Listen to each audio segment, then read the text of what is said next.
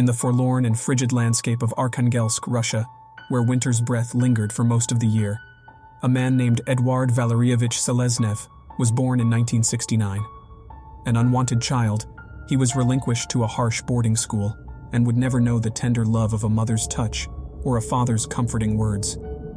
This isolation festered within Eduard, a malignant seed sown into his impressionable young mind, setting the stage for the macabre dance of death he was destined to choreograph. His upbringing was bereft of warmth, consumed by the cold, not just of the Russian winters but the numbing frost of an uncaring world. His existence within the school walls was mired in deprivation, and the resultant desperation bore the first signs of malevolent tendencies. Stealing was a survival tactic. Smoking was a refuge, his slow learning a badge of shame he wore amidst the disdain of his peers. When he ventured into the world, an ill-prepared bricklayer, Eduard seemed to disappear into the tapestry of a struggling Russia. He was the faceless man in the bustling streets, laboring in unnoticed corners, drifting through life like an aimless specter, a hungry ghost in the city of angels, Arkhangelsk. His life took a somber turn when the law ensnared him for embezzlement. The prisons and basements he occupied after his release seemed reminiscent of his childhood. Cold, uninviting, punishing. But his second brush with the law in 2002 painted a sinister picture of a man seemingly evolved into a monster. Convicted of a double murder, Eduard spent 13 years in the belly of the beast, the tormentor now becoming the tormented. Upon his release in 2015, he was cast back into society. Yet this time the man had changed, transformed into a grotesque caricature of his former self. He resorted to killing strays, not just for sustenance, but to sate a dark, primal hunger that was beginning to awaken within him. In March 2016, Eduard found his first human prey, a homeless man who shared a shelter room with him. He observed the man, his eyes glassy with a cold, predatory gaze. One night, he drew a knife, its blade reflecting his twisted grin, and stabbed the man in his sleep. Then began the ghoulish spectacle. He dismembered the body, liquefied the remains, and with a perverse relish, gulped them down. Eduard had tasted human flesh. The Arkhangelsk cannibal had made his gruesome debut. His killings escalated. He moved in with another man in 2018, only to end his life in a similar horrifying manner. But this time he stayed, occupying the space of his victim, haunting it like a ghastly specter, even as he started working at a local meat processing plant. It was the discovery of odd-looking unpackaged meat by the victim's unsuspecting relatives that led to his downfall. The concerned family went to the police, who swiftly apprehended Eduard.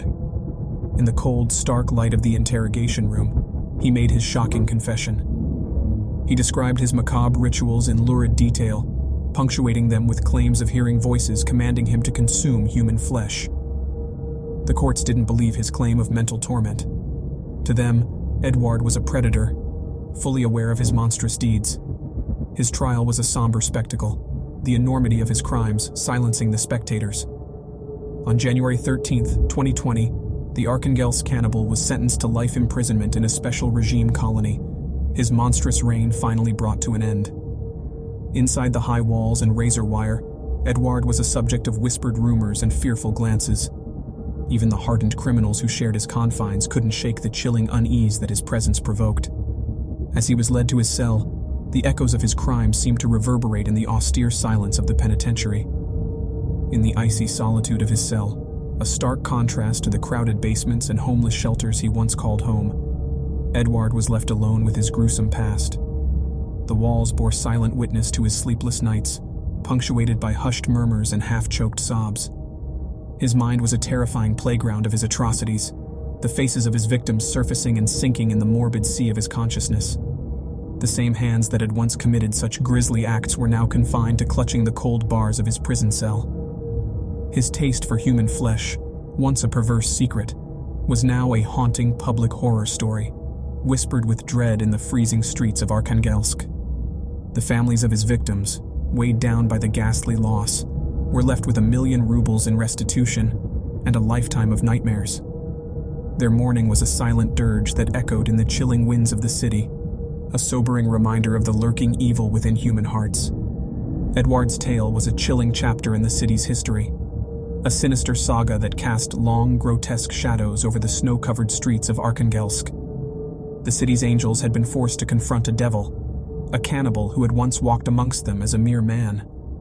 Through his grotesque acts, Eduard Seleznev became a symbol of the raw, unmitigated horror that humanity could descend into. His tale was not merely a chronicle of a man-turned-monster, but a sobering testament to the disturbing depths that a twisted mind could plunge into when shrouded in despair and isolation.